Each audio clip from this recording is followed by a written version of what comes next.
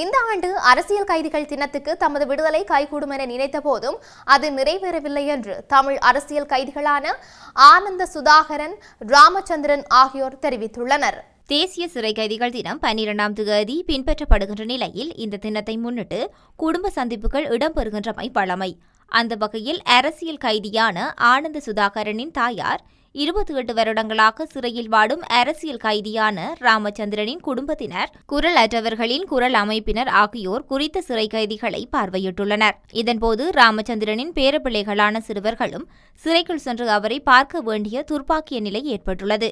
இந்த சந்திப்பின் போது அரசியல் கைதிகளின் விடுதலைக்கான விடுதலை நீரை ஆனந்த சுதாகரன் வழங்கி வைத்தார்.